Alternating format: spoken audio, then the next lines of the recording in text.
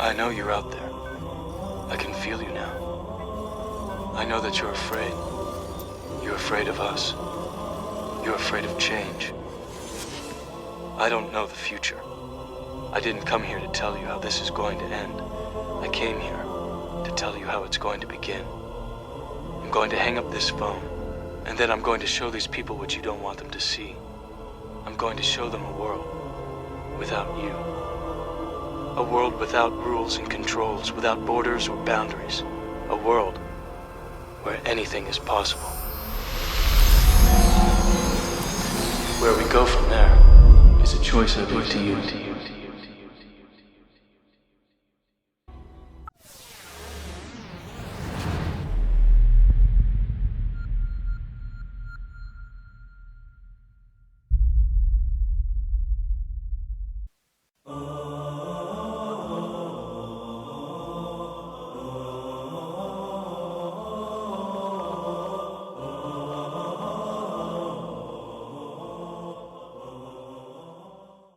بسم الله الرحمن الرحيم لتجدن أشد الناس عداوة للذين آمنوا اليهود والذين أشركوا ولتجدن أقربهم مودة للذين آمنوا الذين قالوا إنا نصارى ذلك بأن منهم قسيسين ورهبانا وأنهم لا يستكبرون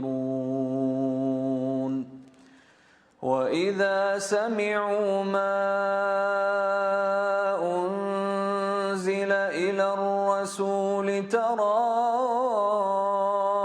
أعينهم تفيض من الدمع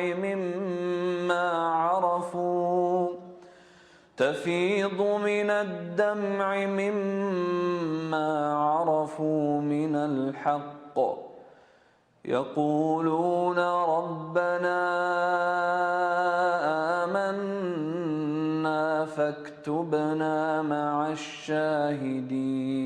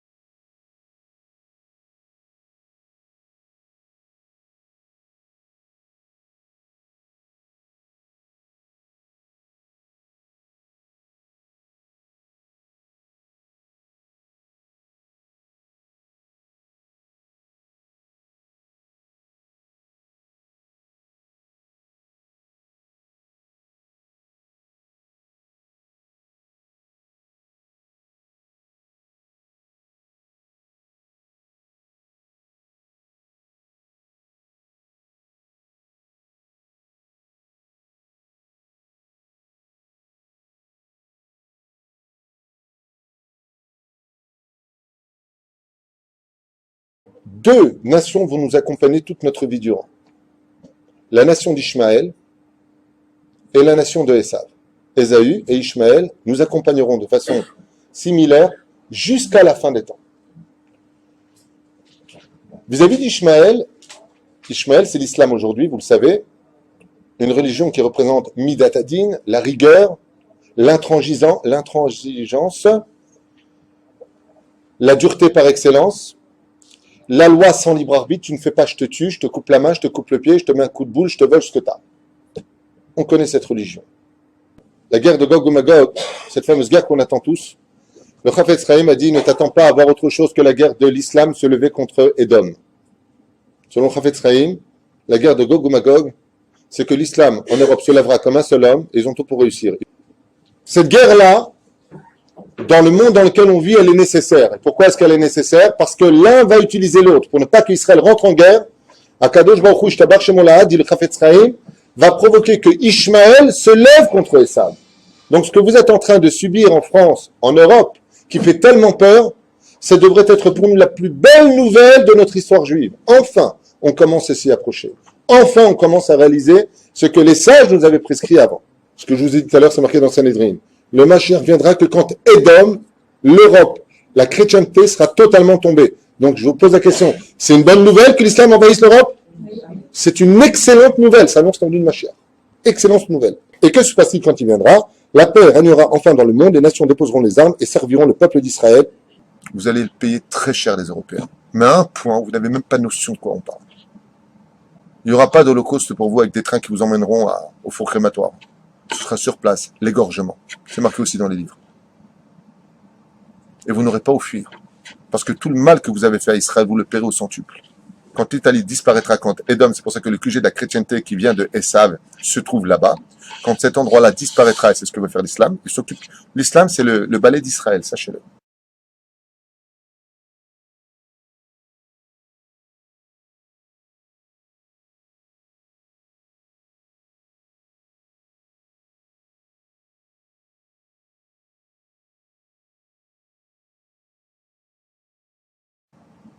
C'est-à-dire que au lieu qu'on fasse nous le travail, et on voit Ishmaël pour régler le problème. Quand il va débarrasser tout ça et que le va revenir chez nous, alors c'est Melech HaMashiach.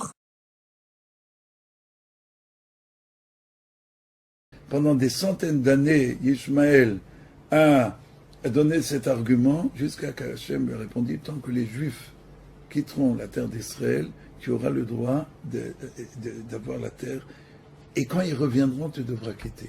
Ulitkansha bene Edom alayu. Et tous les enfants d'Edom, tout l'Occident, qui sont les descendants d'Ésaü et d'Esav, se rassembleront. Veyetarun kravabeu. Et il y aura une guerre entre eux. Et ils vont faire une guerre donc entre tous les descendants d'Ishmaël et tout l'Occident. Voilà, c'est déjà, on y est. Hein, on y est. Voilà, l'Allemagne va recevoir 800 000 réfugiés et l'Empire islamique prévient, ils sont prévenus qu'il y a des milliers de terroristes qui sont d'une cruauté qui dépasse l'imagination, on dit pire que les nazis. Et en Israël, tout le monde sait qu'un soldat israélien, il est prêt à tomber en captivité partout, mais jamais en Syrie. Depuis toujours, c'est la cruauté de toujours des Syriens dépasse l'entendement. Et ils sont pris, mais tout est indiqué où? Dans le Zohar, il y a 2000 ans. Et ils vont triompher les uns des autres. Ils vont tous les deux réussir. Ils vont avoir une réussite. Et c'est à trembler, c'est à trembler. Et la terre d'Israël ne tombera pas aux mains d'Édom, aux mains de l'Occident. Mais ça, c'est l'avant-propos de la guerre de Gog et Magog. Et Hachem, qui nous aime infiniment, nous envoie Ishmaël pour préparer la guerre de Gog et Magog.